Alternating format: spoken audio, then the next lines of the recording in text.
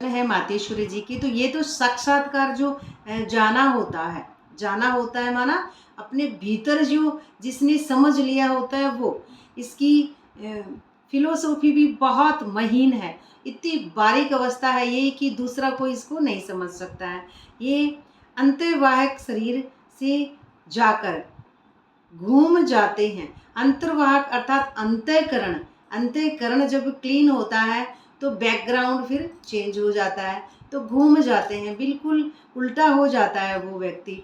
तो ये व्यक्ति माना एक अवस्था ना, अवस्था वो एक बैकग्राउंड चेंज जिसको कहा जा रहा है, जब घूम जाता है, तीसरी आंख जब खुल जाती है। तो ये आत्मा इस बॉडी से निकल अंतर्वाहक शरीर से सैर करने जाती है। कब जाती है आत्मा? जब वो मन है परे होता है, तो कभी कभी वो मन गायब हो जाता था बीच में। वो मन क्या, फरिश्ता डिटैच जब वो मन होता है तो कई कई कई मिनट तक, कई कई आधा घंटा ये ऐसे होश नहीं रहता था उस मन को, जब वो सत्य परमात्मा उस मन को ऊपर लेके जाता है। तो थोड़े समय के लिए इनकी आत्मा उड़ता पंछी है, तो वो थोड़े समय के लिए वो पंछी उस समय उड़ जाता था, आनंद में स्थिति बोलेंगे इसको, उड़ जाता था। ये भी परमात्मा का काम है। अब ये किसने किया? उस सत्य परमात्मा का ही काम है ये, हमारा किसी का भी ये नहीं है कि हम कर सकते हैं, हाथ की बात नहीं, सिर्फ परमात्मा का काम है। जो उनकी रस्सी खींचता है, कौन सी रस्सी? माया में बंधा उलझा हुआ सूत था, तो वो रस्सी क्या है, ऊपर खींचते हैं। जैसे हम देखते हैं एक कठपुतली होती है, लेकिन उसके धागे कोई और खींचता है, ऐसे ही परमात्मा ये धागा ऊपर खींचता है योग बल से। तो ये योग बल से धागा खींचा तो एकदम वो ऊपर चली जाती है हमारा ऊर्जा का स्तर। तो ये ऐसा लगता है।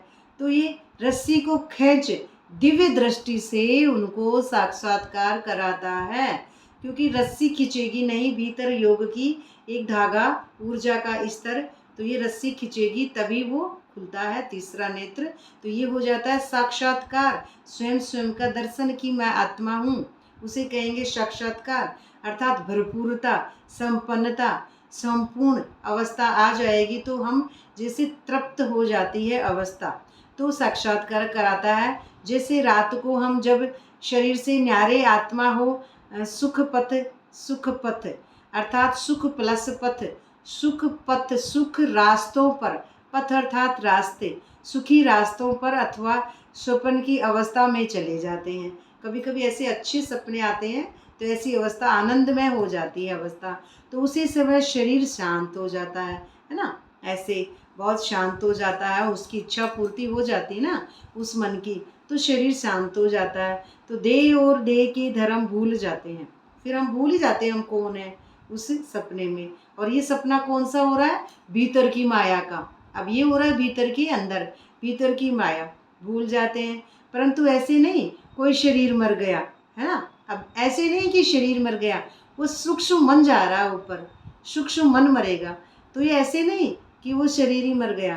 फिर जब जागृत में आया है ना, जागृत हो गई अब अवस्था हमेशा, फिर जागृत में आया तो उस रात के सपने की अवस्था का वर्णन कर सुनाते हैं ना कि ऐसे ऐसे भाई मेरे को सपना आया था, फिर वर्णन करके सुनाते हैं। वैसे परमात्मा के साथ योग लगाने से परमात्मा जो है दिव्य दृष्टि से आत्मा को सैर कराते हैं। दिव्य दृष्टि मिले बिना परमात्मा कैसे हमको सैर कराएगा?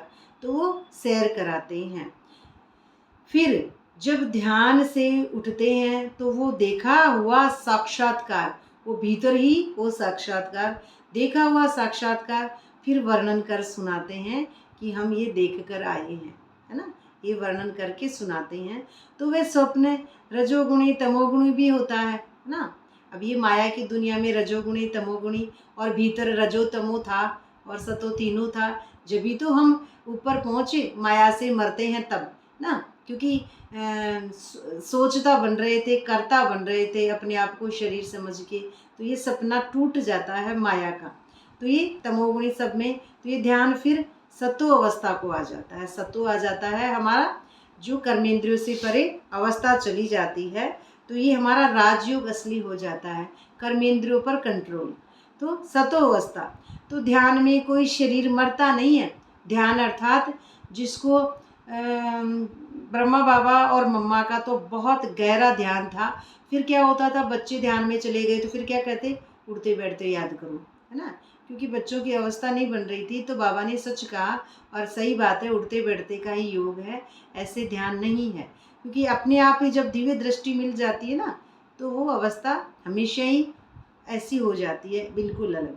तो ये दिव्य दृष्टि जब मिली तो फिर वो ध्यान में कोई शरीर मरता नहीं है। ध्यान में अर्थात अब यहाँ पे ध्यान भी कह लो, चाहे याद भी कह लो, चाहे योग भी कह लो, कोई मरता नहीं है। मगर शरीर की भावना गुम हो जाती है। अपने आप को शरीर समझते थे ना, पहले कर्ता समझते थे, तो वो भावना गुम हो जाती है।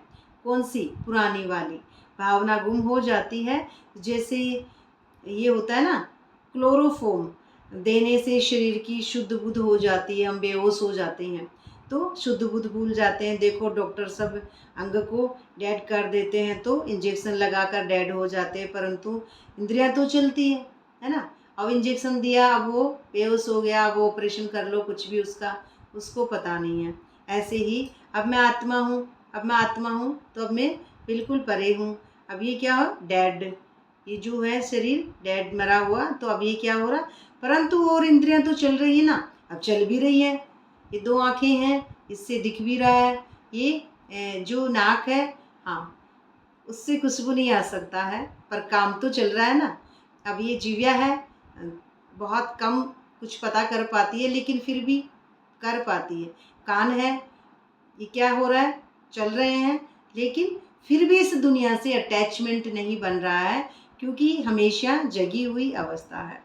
लेकिन शरीर की शुद्ध बुद्ध तो है ना, ये क्या है, शुद्ध बुद्ध तो भूल जाते हैं। देखो डॉक्टर की बात है, तो ये क्या कह रहे हैं, ये रस्सी है। अब उसका शरीर नहीं मरा है, उसकी इंद्रियां मरी हैं। इंद्रियों से परे होता है वो, सब कुछ करते हुए रहते हुए इस दुनिया में इंद्रियों से परे हो जाता है। अब ये रस्सी खींचने की स्मृति भी परमात्मा में है ना, हम में नहीं है।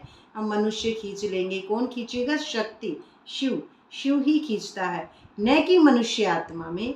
तो अच्छा, ओम शांति। अव्यक्त इशारा है।